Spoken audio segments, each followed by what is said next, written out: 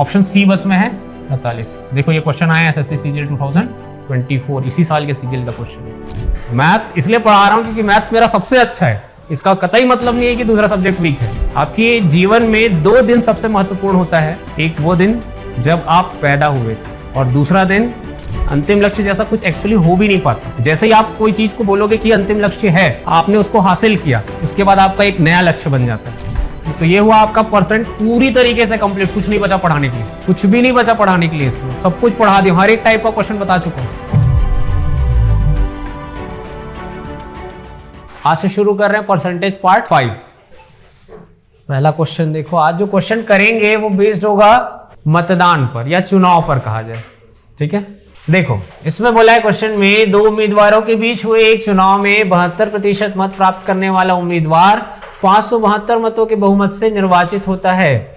सभी मतों को वैध मानते हुए डाले गए मतों की कुल संख्या ज्ञात कीजिए।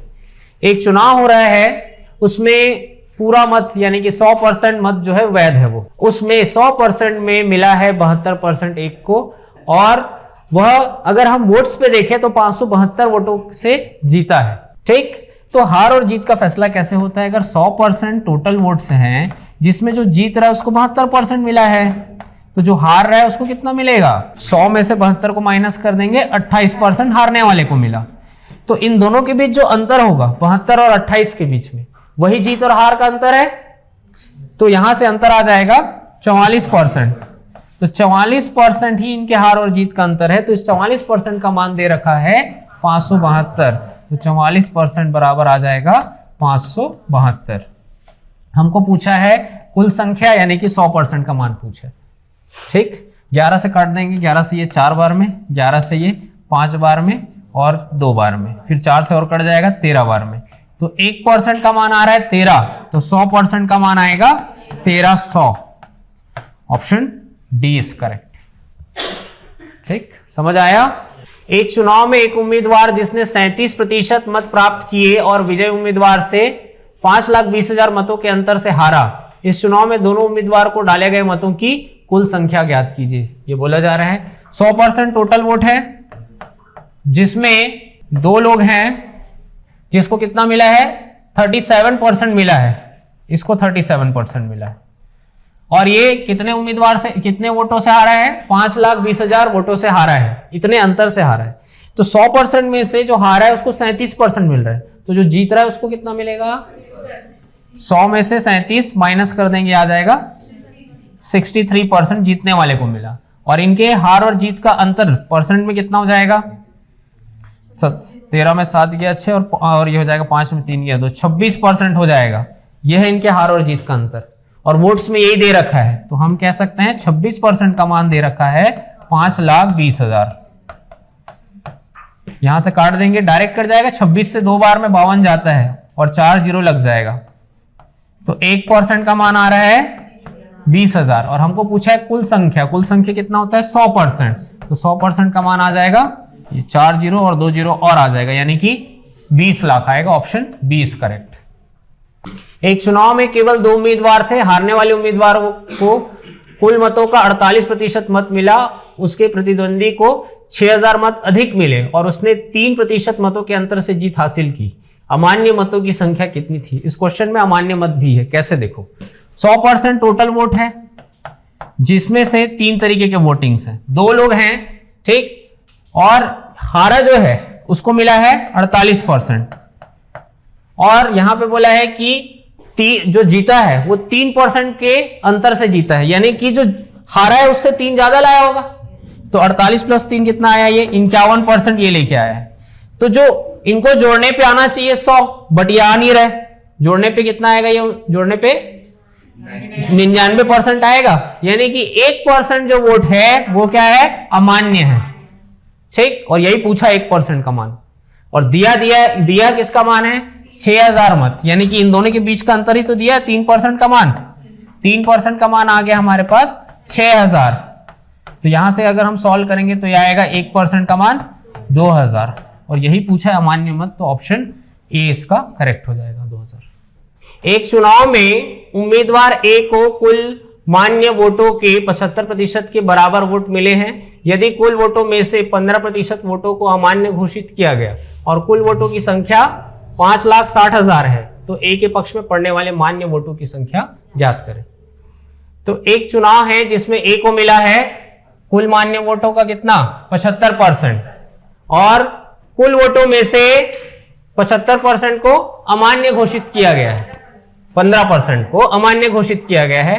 तो और कुल वोटों की संख्या है 5,60,000।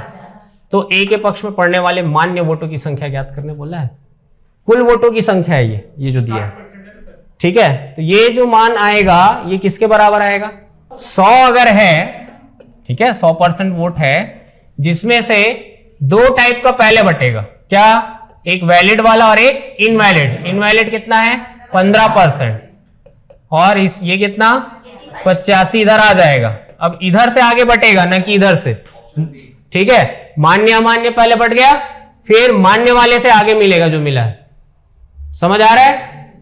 तो अब यहां पर देखो कुल वोट पता है हमको 5,60,000, तो 5,60,000 से क्या निकालोगे पहले, ये तो टोटल वोट है, इसमें से 75% मिला है कुल मान्य मतों के। तो पहले तो मान्य मत निकालना पड़ेगा, कितना आएगा 85% पहले क्या है मान्य मत है, वैलिड वोट्स है 85%, 85/100 ये निकला क्या वैलिड मान्य मत। अब इसमें का जो ए को मिला है 75%, तो निकाल लेंगे क्या इसका 75%, 75/100। ये समझ आया। अब यहां से कुछ कटेगा, 4 0 कट रहे, देखो सीधा सीधा कट गया। इतना गुणा मत करो, मैं डायरेक्ट बता रहा हूं क्या करना है। डिजिट सम लगाओ इसमें, 5 और 6 11 यानी कि डिजिट सम आ रहा है 2, ये 8 5 13, 3 और 1 4, 7 5 12 यानी 2 और 1 3, इनका गुणा करो, 2 गुणा 4 8, 8 तिया 24, 24 मतलब 6, डिजिट सम 6 आना चाहिए ऑप्शन में जो होगा। ये है 3 5 8, 8 5 13, 13 का नहीं आएगा, 3 और 1 4 आ रहा है इसका डिजिट सम। ये 3 5 8 7 15, 5 और 1 6 इसमें आ रहा है। ये 5 3 8, 6 14 और 1 5 आ रहा है, 1 और 4 5, यहाँ पे 3 और 5 8, 8 8 16, 6 और 1 7 आ रहा है, इसी ऑप्शन में है। एक चुनाव में दो प्रत्याशियों को प्राप्त मतों का अनुपात 2:9 था। यदि जीते हुए प्रत्याशी को 9,84,321 वोट प्राप्त हुए तो डाली गई कुल वोटों की संख्या ज्ञात कीजिए। दो लोगों को जो मिला है उसका अनुपात दिया है 2:9 और जीते हुए प्रत्याशी को मिला है 9,84,321। तो जो जीता है उसको यहाँ पे यूनिट में मिला है 9 यूनिट, तो 9 यूनिट का मान दे रखा है आपको 9,84,321। भाग कर दोगे इसको 9 से तो 1 यूनिट का मान आएगा यहाँ से 9 एकम 9, ये नहीं जाएगा तो 0 हो जाएगा, 84 हो जाएगा, 9 निया 81, 3 बचा तो 33, 9 तिया 27, 6 बचेगा यानी 62 हो जाएगा, 9 छक्के 54, 54 हो गया तो कितना हो जाएगा 8 यानी कि 81 हो गया, 9 निया 81, 1 यूनिट का मान निकल गया। ये हमको बोला है डाले गए कुल वोटों की संख्या, यानी कि 2 और 9 टोटल कितना हो जाएगा 11 यूनिट का मान यहाँ से निकालना है। 11 से गुणा कर देंगे, 11 निया 99, फिर हासिल आया 9, 11 छक्के 66, 66 और 9, 66 और 9 कितना हो जाएगा 75 का 5, हासिल आया 7, फिर 11 तिया 33 और 7 40 का 0 हासिल आया 4, 11 निया 99, 4 103 का 3 हासिल आया 10, और फिर अब इतने में आ गया क्या 3059 लास्ट डिजिट देखो, देखो 4 डिजिट है इसमें, ऑप्शन ए में है तो ये आंसर हो जाएगा, लास्ट 4 डिजिट तो आ गया ना। दो उम्मीदवारों के बीच हुए एक विधानसभा चुनाव में विजेता को कुल वैध मतों के 56% मत प्राप्त हुए, कुल मतों के 5% मत अवैध घोषित किए गए। यदि मतदाताओं की कुल संख्या 3,20,000 है तो जीतने वाले उम्मीदवार के लिए डाले गए वैध मतों की संख्या ज्ञात करें। अभी किए ऐसा एक क्वेश्चन तो बना के दिखाना इसको, ये होमवर्क है, ये भी आप लोग बनाओगे, मिलता जुलता क्वेश्चन है, हाँ होमवर्क। सभापति का चुनाव करने के लिए एक समाज में चुनाव हुए, वहां केवल 2 उम्मीदवार ए और बी थे। उम्मीदवार ए के मुकाबले उम्मीदवार बी को 25% कम वोट मिले। उन सदस्यों की संख्या जिन्होंने वोट नहीं डाला उन वोटों की संख्या के बराबर थी जो उम्मीदवार बी को मिले थे। यदि समाज में 20,000 सदस्य तो ए कितने वोटों से जीता। अलग है क्वेश्चन थोड़ा, ये अभी जो कर रहे हैं पैटर्न उससे। क्वेश्चन में बोला है एक सभापति का चुनाव है, उसमें 2 उम्मीदवार है ए और बी। ए को बी के मुकाबले 25% कम वोट मिले और उन सदस्यों की संख्या जिन्होंने वोट नहीं डाला है उन वोटों की संख्या के बराबर थी जो उम्मीदवार बी को मिले थे। समझ आया ये? तो यहां पे उम्मीदवार ए के मुकाबले उम्मीदवार बी को 25% कम वोट मिले हैं, ये कहा गया है। तो ए के मुकाबले बी को मिल रहा है तो ए को मान लेंगे 100 और बी को मानना पड़ेगा इससे 25 कम यानी कि 75। और उन लोगों की संख्या जिन्होंने वोट नहीं दिया है वो बी को मिले वोट के बराबर थे। तो वो टाइप सी ले लो जिन्होंने वोट नहीं दिया, उनका कितना था, जितना बी को मिला, कितना आ गया ये 75। और उस समाज में 20,000 सदस्य हैं, टोटल सदस्य, यानी कि इधर टोटल ही दिया है तो इनको जोड़ दोगे तो ये आ जाएगा 250। ठीक, 250 टोटल यूनिट आया, इतने यूनिट लोग हैं और संख्या में कितने हैं 20,000। अब पूछा क्या है हमसे, तो ए कितने वोटों से जीता है, तो कितने वोटों से जीता है यहाँ पे 25 वोट से जीता है। तो 25 यूनिट का मान चाहिए तो यहां कैंसिल कर देंगे, 25 यूनिट का मान आ गया सीधा 2000 आ रहा है। Option D is correct. अलग टाइप से थोड़ा एक क्वेश्चन, 2 उम्मीदवारों पी और क्यू के बीच हुए एक चुनाव में पी को कुल वैध मतों के 78% मत प्राप्त हुए। यदि निर्वाचन क्षेत्र में कुल मतों की संख्या 75,60,000 थी और 10% मतदाताओं ने अपने मत नहीं डाले और डाले गए 15% मत अवैध घोषित कर दिए गए तो क्यू को प्राप्त वैध मतों की संख्या क्या थी। 2 लोग हैं पी और क्यू, पी को वैध मत का कुल वैध का कितना मिला 78% और उस निर्वाचन क्षेत्र में कुल मतों की संख्या कितनी है 75,60,000 और 10% मतदाताओं ने अपना मत ही नहीं डाला बोल रहे। इतने लोग जरूर हैं लेकिन 10% लोगों ने वोट नहीं डाला और डाले गए में जितने भी डाले हैं उसमें क्या 15% क्या हो जाएगा अवैध हो गया, तो अवैध घोषित कर दिए गए। क्यू को कितना मिला ये पूछा गया। ठीक है, चलो पहले शुरू से यहां पे से शुरू करोगे ना पूरा। 75,60,000 वोट है यहां पे, इसमें से सबसे पहले क्या अलग होगा, जितनों ने मत नहीं डाला है उनको अलग करो ना। वैध या अवैध तो जब वोटिंग हो जाता है उसके बाद डिसाइड करते हैं। क्लियर है? तो कितने % लोगों ने वोट नहीं डाला है 10% ने नहीं डाला, तो कितने ने डाला 90% लोगों ने डाला। अब ये अपने आप में 100 मान के चलना इसको। फिर आगे गए, अब आगे जाके पता चला कि 15% क्या है अवैध है, तो कितना बच गया, 100 में से 15 माइनस करो 85% हो गया वैध। इतना लोगों ने प्रॉपर तरीके से वोटिंग की जिनका वोट काउंट हुआ है। क्लियर है यहां तक? अब जब इतने लोगों का काउंट हुआ है तो इसी में से मिलेगा पी और क्यू को। ठीक, अब इसमें बोला गया है कि पी को कितना मिला है 78% और पूछा क्यू के लिए है, तो 100 में से 78 फिर से माइनस कर दो, 22% बचेगा, तो इसका 22% निकालना पड़ेगा। गुणा आएगा 22/100। यहां से कटेगा 2 2 4 0 2 2 4 0, तो यहीं से कट गया। 1 0 और कट रहा है, 1 0 और कट रहा है, और हो गया। सबका लास्ट 2 डिजिट अलग अलग है, लास्ट 2 डिजिट अलग अलग है ना सब में, तो लास्ट 2 डिजिट का ही मल्टीप्लाई करो। इधर गुणा ये आ जाएगा 756। चलो 5 से कट जाएगा ये 2 बार में, 5 से ये कट जाएगा 17 बार में, 2 से ये कट जाएगा 11 बार में, तो इनका गुणा करके लिख लो। अब 9 गुणा 17, 17 नहीं होता 153, गुणा आ जाएगा 11। ये सॉल्व हो गया। अब इसमें फिर सॉल्व करना है। अब 11 से इसका गुणा करेंगे तो ये आएगा 11 तिया 33 का 3 हासिल आया 3, 11 पंचे 55 और 3 58 का 8 हासिल आया 5, 11 कम 11 और 5 16, और ये आया 756 गुणा 1683। अब इनका लास्ट 2 डिजिट बस कर लो, 56 गुणा 83 करके देखो कितना आ रहा है, वही आएगा आंसर। 2 डिजिट करके देख लेते हैं ना, सिर्फ पूरा करने की जरूरत नहीं है। 83 ये कर लेंगे, कितना आ जाएगा 6 तिया 18 का 8 हासिल आया 1, 5 तिया 15 और 1 16, इधर कर लो 8 छक्के 48, बस इतने से आ जाएगा 8 और 8 6 14, लास्ट 2 डिजिट क्या आएगा? 48 आना चाहिए। ऑप्शन सी बस में है 48। देखो ये क्वेश्चन आया एसएससी सीजीएल 2024, इसी साल के सीजीएल का क्वेश्चन है। वैसे इस क्वेश्चन में एक चीज और कर सकते थे, यूनिट डिजिट से भी निकल जाता है, क्योंकि एक ही ठोक का है जो यूनिट डिजिट अलग है। यहां तक ला लिए ना, 6 × 3 18, यानी कि 8 आया, 8 एकम 8, एक ही ऑप्शन में सी में डायरेक्ट आंसर। यहां से बच सकते हो कैलकुलेशन से, नहीं समझे? चलो आगे बढ़े।